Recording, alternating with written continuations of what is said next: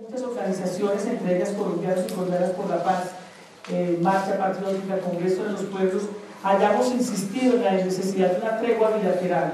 como un mecanismo además que permita decirle a la opinión pública la necesidad de la paz, pero también la importancia de un acuerdo humanitario, de unas mínimas condiciones que permitan a la población civil saber lo que significa el impacto de la guerra. Esto no ha sido posible precisamente por la decisión del gobierno nacional de seguir avanzando en los diálogos de La Habana en medio de la confrontación y de la guerra. Y obviamente esto genera circunstancias como las que estamos viviendo, y es el caso de la retención de los dos policías y el soldado, pues que obviamente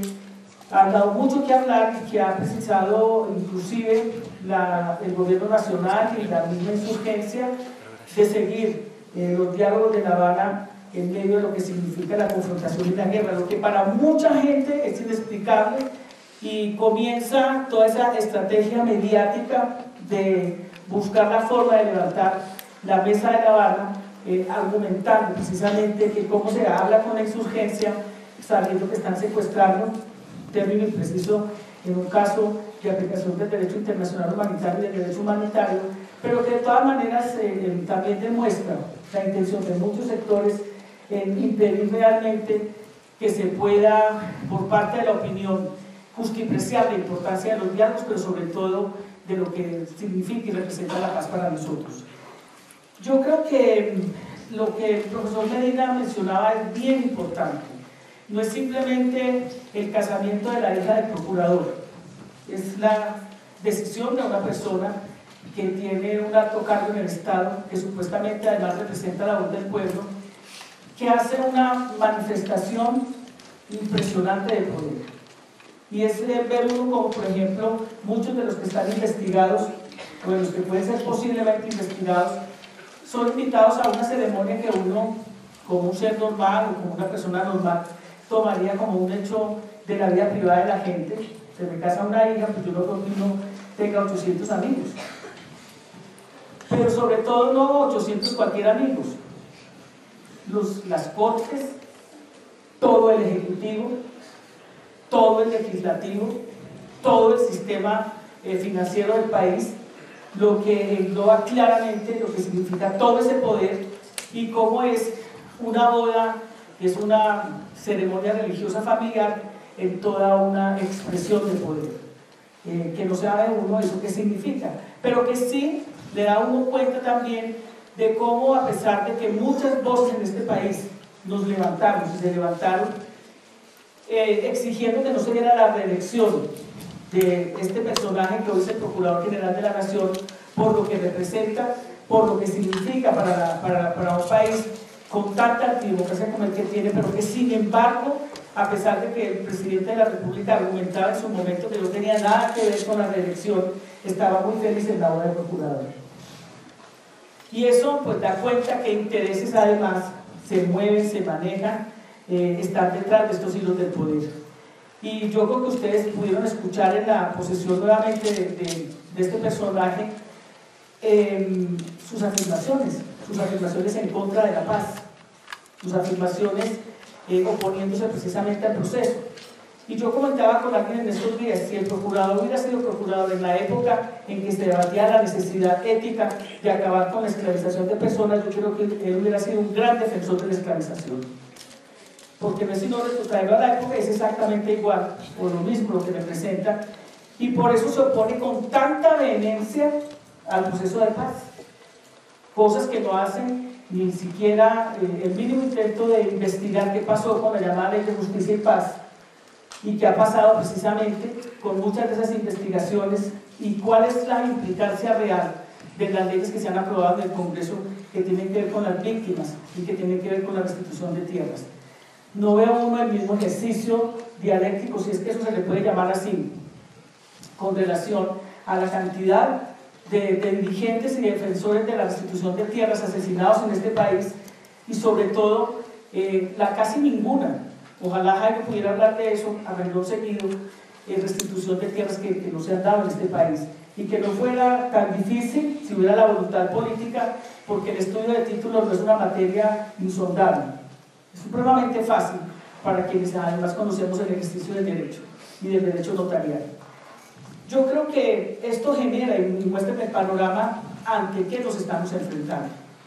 Y yo quisiera que me permitieran una pequeña digresión, porque además el profesor Medina hizo alusión a mí como integrante de la Marcha Patriótica. Yo creo que para nadie es un secreto que yo vengo del Partido Liberal y que además hago ejercicio dentro del Partido Liberal de lo que significa el gaitanismo, es decir, el liberalismo de izquierda en este país. Los verdaderos radicales, los que hemos enamorado las banderas de la justicia social. Y que en ese ejercicio creo que después de la destitución del procurador, hecho que obviamente para mí no es de poca monta, porque es obstruir el ejercicio de la política simplemente por la diferencia de pensamiento, por el pensamiento crítico, por la oposición a lo que ellos representan o significan en el país y a la búsqueda de un país justo, de un país incluyente, de un país moderno que se fundamenta no en el hecho de tener estas máquinas tan impresionantes de fotografía o tener el mejor BlackBerry, sino una sociedad moderna es aquella que respeta los derechos humanos, que respeta por encima de cualquier cosa el derecho a la vida y que tiene en el otro o en la otra la capacidad de entender que como seres humanos podemos tener opiniones diferentes y ser capaces además de optar al poder y de optar al poder para construir una sociedad distinta. Yo creo que nunca, como en los últimos años, ha habido un ejercicio del poder tan supremamente dirigido a impedir precisamente ese pensamiento, a encarcelar a quienes hacen ejercicio de la búsqueda de esa sociedad justa o desaparecerlos o asesinarlos. Yo creo que no tengo que hacer mucho énfasis en lo que ustedes ya conocen. Precisamente eso me ha permitido, tal vez una de las épocas más fecundas en mi vida personal y política, el haberme adentrado a recorrer el país y sobre todo haber participado en la construcción de un movimiento social y político como la Marcha Patriótica, que obviamente tiene como punto central del debate y de la discusión nuestra y de lo que buscamos alcanzar la solución política y negociada al conflicto social y armado que vive este país. Y el hecho de poder participar en la construcción de Marcha, que no fue solamente en la gran efeméride desde hace un año ya casi, que fue salir en Bogotá e irrumpir como una fuerza política, sino haber participado mucho antes en la construcción de ese movimiento, el que me permitió inclusive bajarme de los artículos y de los incisos en el Congreso de la República para recorrer este país a lo ancho y a lo largo. Para recorrerlo en lo que muchos de los que escriben muy bien llaman la Colombia profunda, y que muchos de los que no sabemos casi ni escribir bien decimos que es precisamente la gente que sufre, la gente que además tiene bajo sus espaldas, o sobre sus espaldas mejor, el rigor de unas políticas excluyentes, el rigor de unas políticas de modelo de desarrollo que los dejan por fuera, sin ninguna posibilidad del desarrollo, y es desde ahí, precisamente desde ese conocimiento, desde esa valoración inclusive muchas veces empírica, pero desde esa conversación pública de saberes ancestrales o saberes elementales que se conjugan con muchos de la academia, que se ha permitido construir con mucha fuerza un movimiento supremamente importante en el país que se llama Marcha Patriótica. Marcha Patriótica, además, que no es solamente, como muchos de manera peyorativa llaman, un grupo de campesinos marginales que vienen desde las regiones a que los vean caminar en Bogotá. No es otra cosa, son muchas organizaciones que en muchas regiones del país, como campesinos o como campesinas, como indígenas o como afrodescendientes o como los estudiantes también, hacemos el esfuerzo necesario para visibilizar ante el país lo que puede ser una propuesta diferente, pero también lo que puede ser además la más provocadora fuerza democrática y social que en este país se tenga en cuenta en los últimos años. Yo hago parte de Marcha como poder ciudadano que hacia el interior representa esos sectores progresistas del Partido Liberal, pero que nos hemos dado la tarea precisamente de con muchas organizaciones, más de 2000 organizaciones, recorrer lo que significa esa colonia y sobre todo reconocer que tal vez mucho de lo que no se ha podido lograr saquear de este país se debe a que muchas de esas organizaciones están en esas fronteras o están en las regiones donde está precisamente hoy esa minería a cielo abierto que arrasa con la sostenibilidad del país y que permite además el saqueo de nuestros recursos con elementos además que son importantes de realizar, es precisamente las leyes que se aprueban en el Congreso que facilitan ese saqueo y que lo facilitan no solamente porque flexibilicen hechos como por ejemplo la tenencia de la tierra, la posesión ordinaria o extraordinaria, o que además plantean un régimen tributario que prácticamente les encima si se acaban de saquear los recursos. Y es ese hecho el que a muchos nos ha motivado precisamente a fortalecer Marcha como no el resultado de un proceso de paz, como fue de la Unión Patriótica, sino tal vez como el inicio de un proceso de paz que permite desde que estas organizaciones nosotros podamos plantearle al país lo que significa la defensa de la soberanía, lo que significa la defensa de la seguridad alimentaria, lo que significa además la defensa de los recursos naturales, lo que significa la defensa de lo poco o mucho que nos queda en este país, pero además planteando la posibilidad en un discurso público y en un debate público de la nacionalización de nuestros recursos naturales,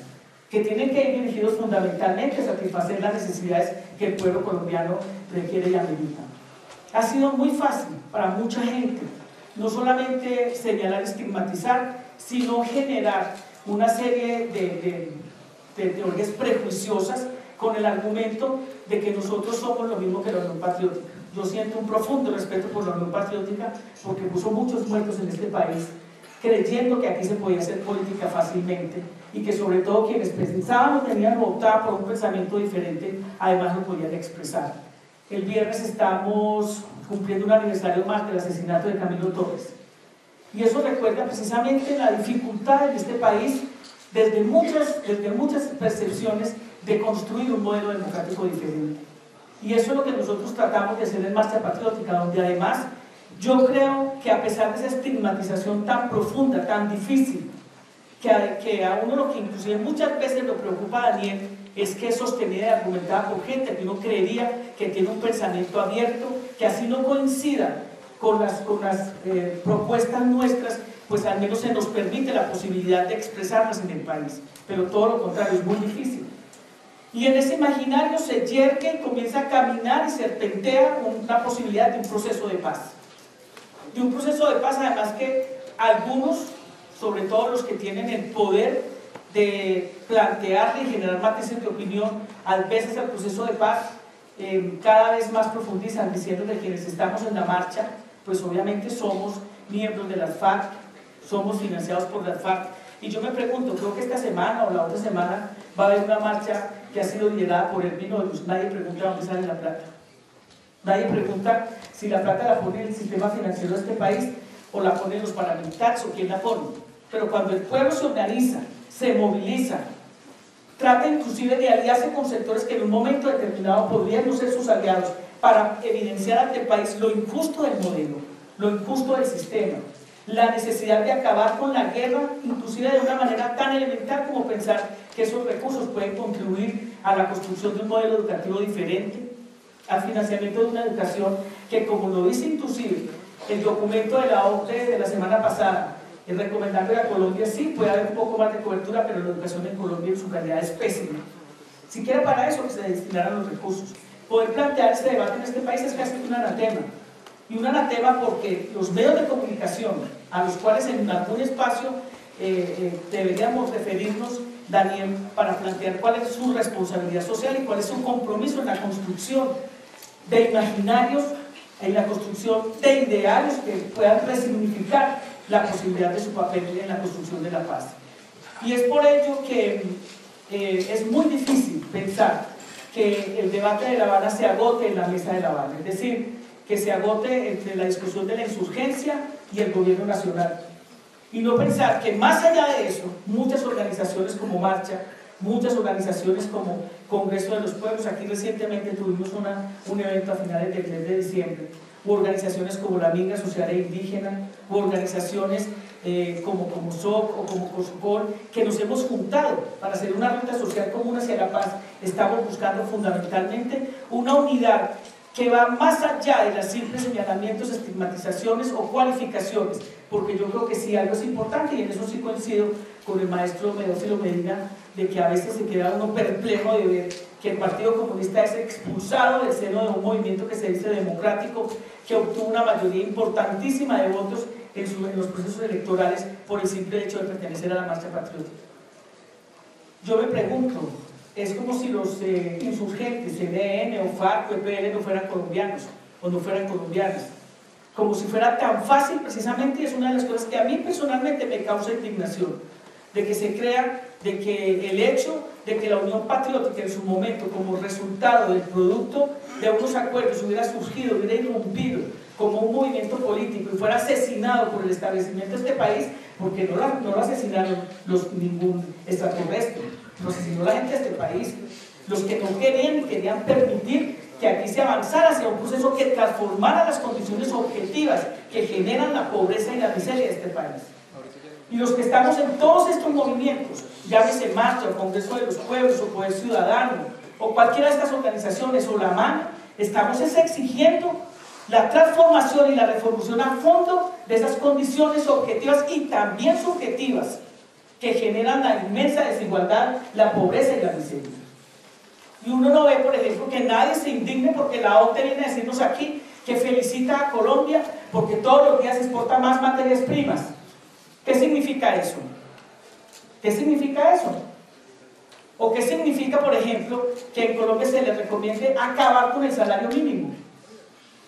¿O que a Colombia se le recomiende colocar el salario de acuerdo a los habitantes y a las regiones? Entonces, en una región donde haya una gran extensión de tierra y apenas 5.000 habitantes, no hay salario mínimo. O donde no hay empresas, no hay salario mínimo. Esas son condiciones que además implican no un avance, sino un retroceso. Y que no puede significar que quienes estemos en desacuerdo nos tengamos que quedar callados y no podemos plantear alternativas diferentes, civilistas, frente a la construcción de una sociedad que tiene que reconocer que 20 millones de pobres y 8 millones de indigentes no salen por el arte de vivir y bloque, sino que salen realmente por las políticas de un Estado que ha abrazado ardorosamente el neoliberalismo y que cada vez más se arrodilla ante las contingencias y las exigencias del Fondo Monetario de cualquiera de estos sectores de la multilateralidad del mundo neoliberal. Y eso obviamente es lo que tiene no solamente a las FARC y al ELN, sino a muchos de nosotros también, que no estamos en la lucha armada, pero que sí estamos convencidos que aquí tiene que haber un diálogo político que nos permita transformar esas condiciones, que le permita a los jóvenes de este país discutir con tranquilidad lo que significa ese nuevo modelo educativo y discutir además de dónde van a salir los recursos para ese modelo educativo, de lo que significa el gobierno de la universidad, o de lo que significa, como por ejemplo en este momento, que en el Congreso de la República, a contrario censo, a contravía de lo que se discute, de los 6 puntos que se van a discutir en La Habana y que se están discutiendo, el Congreso de la República está aprobando una serie de leyes que son absolutamente contrarias y amenazantes además de lo que significa la posibilidad de un proceso de paz. ¿Cómo así? Que en el modelo de La Habana no se puede hablar, o en el debate de La Habana no se puede hablar del modelo. Entonces vamos a hablar del sexo de los ángeles o de qué. ¿Qué es lo que a nosotros realmente nos está aprendiendo a discutir y sobre todo a mirar hacia la región donde se han tomado decisiones de gobierno, políticas, que controvierten y que van en contravía precisamente a esas decisiones económicas que no les permiten a gobiernos como el nuestro o a países como el nuestro mejor avanzar? Pero tenemos los gobiernos de la región, como por ejemplo no solamente el de Venezuela, sino el de Ecuador, que va a ser reelecto a pesar de lo que ha sido la unión de todos los medios de la derecha internacional oponiéndose a esos gobiernos que ratifican que sí se pueden hacer políticas que vayan a favor de la gente de un país determinado. Y eso es lo que nosotros creemos que se tiene que discutir en La Habana. Y es lo que se está discutiendo en La Habana. Pero más allá de La Habana, es el poder popular, la construcción de un poder popular que signifique y resignifique el papel y el poder, no solamente de los movimientos sociales, sino de los actores y actoras políticas en este país. Y por eso yo creo que nosotros, después de esa maravillosa manifestación del 23 de abril del año pasado, vamos a repetir el 9 de abril. Y yo vine fundamentalmente no a hablarles de lo que muchos de los que ustedes ya saben, y al lado de expertos como los que me acompañan, sino a invitarlos a movilizarnos el 9 de abril. Porque este país nos interesa a todos, y no es la marcha del silencio, es la marcha por la paz, por la democracia y por la defensa de lo público, que es lo que este país además requiere. por la necesidad además de manera contundente de que la sociedad entienda que el papel del ELN como insurgencia o el papel de la FARC como insurgencia no se agota ahí, y que la paz es un derecho no porque diga en la Constitución, sino que es un imperativo ético insoslayable, y que eso nos tiene que preocupar a todos, y por eso la invitación a la movilización, para decirle al país que nosotros o al gobierno, Daniel, no estamos diciendo que nos sienten al lado de Iván Márquez, o no que me harían a mí. Me gustaría mucho conocerte a profundidad cuáles son las discusiones que se están dando y que el país no conoce, porque este parece un debate al escondido, y no el debate público de lo que el país necesita y requiere saber. Yo quiero saber cómo va a terminar la discusión sobre las zonas de reservas campesinas. Yo quiero saber si efectivamente si se va a legalizar, si se va a formalizar, si se le va a dar reconocimiento jurídico a unas organizaciones que hace muchísimo tiempo vienen poseyendo regiones donde hoy están las zonas de interés más importantes de las multinacionales, y que por el momento a otro, como necesitan modificar la consulta previa para no consultar a las comunidades, sino simplemente arrasar con la minería a cielo abierto, entonces aplazan el debate, la discusión, lo esconden y el país no sabe qué se está hablando allá. O es que lo que se está hablando allá, que supuestamente nosotros tenemos que legitimar, no lo tenemos que saber, no lo tenemos que conocer. Y es por eso que yo creo que es muy importante lo de La Habana, pero es mucho más importante que nosotros podamos decir que la sociedad en su conjunto se apropia del proceso también, plantea lo que considera que debe transformarse y que además debe someterse posteriormente o a un plebiscito o, como yo creo que debería ser, a una asamblea constituyente. Porque a mí me da pena decirle a los defensores de la extinta Constitución del 91 que ya eso no quedó ni el olor. Eso ya no se parece a lo que supuestamente negociaron en su momento algunos insurgentes, porque todas las contrarreformas, empezando por constitucionalizar una ley fiscal, implican que aquí no puede haber posibilidades de otras transformaciones. Yo quiero invitarlos a que ustedes lean las ganancias del sistema financiero el año pasado. Son vergonzosas. Son vergonzosas porque ante tanta carencia y tanta miseria de este país, decir que lo que se ganaron además es producto de lo que aquí se han utilizado a través del ejercicio bancario del sistema financiero, no se comparece con las inmensas necesidades de este país. Y mucho menos con la reforma tributaria que se piensa hacer, que además de no lograr para absolutamente nada ser progresiva, ser general, es decir, que paguen los que tienen, sino que además los que no tienen no pagan, y las multinacionales, para incentivar la inversión extranjera, les vamos casi que a quedar teniendo nosotros plata a ellos. Entonces, todo este debate y toda esta discusión, ojalá posibilitara más marchas patrióticas en este país. Ojalá, con el nombre que se quisiera llamar, porque si algo no podemos nosotros permitir, es que se pare la mesa de La Habana, por más presiones que haya, por más dificultades que haya. Por eso nosotros proponemos un acuerdo especial que permita mínimamente, ya que no hay tregua, cautelar y proteger a quienes en las zonas más difíciles del país sufren los impactos y el dolor de la guerra, como primera cosa. Y como segunda cosa, ser posible, o mejor, buscar la manera, la posibilidad de que toda la sociedad se interese por el tema de la paz. Es que lo que a uno más le preocupa es que la gente crea que la paz no le interesa sino a la guerrilla, al gobierno, para buscar que no se vaya a tocar el statu quo, o a unos cuantos locos que somos defensores de derechos humanos, que además somos asimilados al terrorismo. Yo creo que esto nos interesa, la paz nos interesa a todos, y la paz nos interesa a todas. Y la paz no es simplemente que se acallen los fusiles. Aquí lo que necesitamos es un país sin violencia, porque violencia es que los muchachos no puedan estudiar. Violencia es que nosotros salgamos a las calles de noche y veamos tanta gente durmiendo en las aceras. Violencia es que uno vea la cantidad de niñas en prostitución infantil en este país. La violencia es uno ver la cantidad de niñas embarazadas de 9, 10 y 11 años. Eso es violencia. ¿Dónde están las instituciones del Estado que supuestamente protegen a la niñez? Violencia es la cantidad de mulas que se van en este país a buscarse de alguna manera la vida. Violencia es uno mirar el sector de privilegio económico y político de este país que no se compadece con el resto del país, que no es violento que una persona acumule de manera no ética tanto poder para decir que es tan poderoso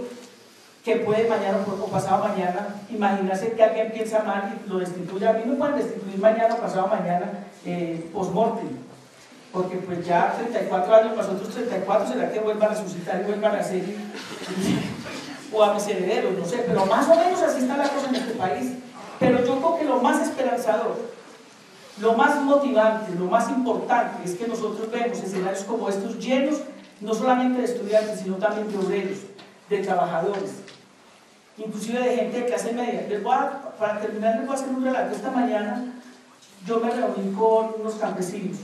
porque esas es de las cosas buenas que yo he adquirido en marcha. Yo hablaba de los campesinos desde la comuna y peleaba, obviamente, porque desde el pensamiento nosotros tenemos otras ideas. Pero ahora que me ha tocado, gracias a la marcha, ir al Caguán, pero al Caguán profundo, ir a Puerto Rico, ir a Belén de Bajirá, ir al Naya, salir corriendo como corre mucha gente y darme cuenta de que los tratados de libre comercio se dan gracias a que en este país no hay carreteras, de que el tratado de libre comercio, además, los intermediarios de la riqueza de este país la posibilitan porque no hay luz ni hay agua en esas regiones, de que el tratado de libre comercio supuestamente le va a garantizar a la gente poder comprar más barato, pero le permite también que lo que la gente produce en nuestros campesinos se quede a borde de las carreteras, que ellos tengan que botar la leche cuando la pudieran inclusive trasladar hacia Bogotá o mínimamente ponerla a producir de manera más barata. Empieza uno a entender lo que significa el tratado, lo que va a significar el tratado de libre comercio para este país, el desmantelamiento del campo, el desmantelamiento de todo el sector industrial de este país, el desmantelamiento de todo el sector productivo de este país, y obviamente que todo este tipo de significaciones que se manejan desde lo alto, que se concentran desde el poder, pues no puede producir una sociedad igualitaria ni una sociedad justa. Por eso yo digo, ojalá hubieran más campesinos de este país que tuvieran criterio político de salir a exigir un cambio del modelo de desarrollo económico de este país. Ojalá hubieran en este país muchos estudiantes que estén en la mano exigiendo, movilizándose y además tomando una decisión de repolitizar la sociedad colombiana, de coger la política como un instrumento que permita debatir cuáles son los cambios esenciales que requiere este país. Y termino diciéndoles una cosa: miren las reformas que se están haciendo desde lo político en este país, es decir, desde el sistema electoral, desde el mismo sistema político. Hoy, por ejemplo, muchos héroes de la patria que están en el Congreso dicen que no van a volver al Congreso, porque como no sé si sabe el profesor Jaime, se está moviendo una reforma política que le va a permitir nuevamente a los congresistas ser ministros y que no tienen que esperar el año de inhabilidad para desempeñar el cargo. La ley Chupeta, sí. O sea, que ¿cuál es la ley la Constitución del 91 que, por ejemplo, Oti Patiño, José Cuello defiende en los foros? Ninguna. Además hay una cosa muy clara: la Constitución es un pacto social, es un acuerdo de la gente, es un acuerdo de quienes conformamos el país nacional, de quienes conformamos la sociedad, y es precisamente ese acuerdo el que tiene que permitir una apertura política que permita no solamente que a la insurgencia le den 5 cupos. Yo no creo que uno se meta a la guerrilla para pedir 5 infelices cupos en el Congreso de la República. Es para que la sociedad colombiana pueda transformar el poder de este país en un poder para el pueblo, en un poder para la sociedad colombiana, en un poder que sea capaz de recuperar la autoestima de la nación y que sea capaz de recuperar la dignidad que significa la defensa autonómica y la soberanía de un país. Y ese es el debate que nosotros, al que nos tenemos que prestar, con campesinos de a pie, con indígenas, con negros, con la gente que vive en los rincones más apartados de esta sociedad, con los académicos, con los empresarios, con todos los que queremos un país diferente. No simplemente con imaginarnos. Ojalá no pase con lo que pasó con la Unión Patriótica. Y yo creo que no va a pasar. No solamente porque algunos no queramos, sino que es que muchos no estamos dispuestos a dejarnos matar.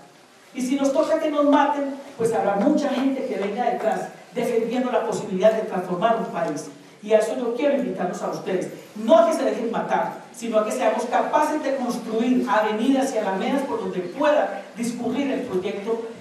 social de este país, por donde la gente pueda pensar que Colombia merece otra sociedad, merece otro fin. El fin de nosotros no es la guerra, el fin de nosotros no es el conflicto, el fin de nosotros no es defender los intereses del imperialismo ni del colonialismo. El fin de nosotros no puede ser defender sociedades que saquean a otras para permitirse ellas los lujos mientras la gente nuestra se muere de hambre en las calles o en los campos de este país. Yo creo que lo más maravilloso que tiene este país es la insurgencia de sectores y de actores y de actoras que se agrupan en propuestas como la Ruta Social Común por la Paz, donde todos vamos a salir a marchar, que inclusive, Daniel, los que no votamos por Petro lo defendemos, estamos en contra de la revocatoria de su mandato porque es la defensa de lo público, en contra de los intereses de los contratistas y de los negociantes de esta ciudad que quieren el poder para seguir estimando a la gente de la ciudad. Y ese es el criterio, ese es el concepto, esa es la posibilidad que tenemos nosotros como ciudadanos y como ciudadanas de construir ese proyecto, de construir ese proceso. Por eso yo creo que los diálogos son muy importantes, que han abierto discusiones importantes, que inclusive nos han permitido sentarnos con gente que si no hubiera sido por el proceso jamás nos hubiéramos sentado, y que hemos inclusive notado que coincidimos en cosas y que seguramente lo vamos a tener que seguir haciendo. Yo le apuesto al proceso, le apuesto pensando que tiene que haber no solamente espacio para la insurgencia, sino para el país nacional en general, donde tienen que estar empresarios, donde tienen que estar clase media, donde tenemos que estar muchos de los que estamos hoy aquí, para poder ser capaces de abrirnos hacia esa sociedad moderna, hacia esa sociedad humanista, hacia esa sociedad que no nos dé vergüenza hablar de ella. Porque yo sí creo que la responsabilidad de acabar con la pobreza, con la miseria, con la exclusión, de poder buscar medios de comunicación, no de desinformación, sino que le permitan a este país entender que la paz es lo más importante que tenemos que buscar, pero a través de la política, a través de la discusión y a través del debate. Yo creo, y quiero terminar invitándolos, no a que hagan parte de marcha, si quieren hacer parte de marcha, si quieren no hacer parte de marcha, pero que hagan parte de lo que significa militar por la civilidad, militar por la defensa de una sociedad que se precie por la defensa de la vida. Y a eso los invitamos a marchar el 9 de abril, a que conjuntamente con muchos de nosotros salgamos por las calles de este país y de esta ciudad, más de 200.000 que somos los que pensamos militar y marchar, para decirle al poder, a los poderosos, a los que utilizan inclusive los matrimonios para hacer derroche de su poder, que aquí hay más que eso, que aquí hay una sociedad que se respeta, que se quiere, que nos queremos y que queremos la paz.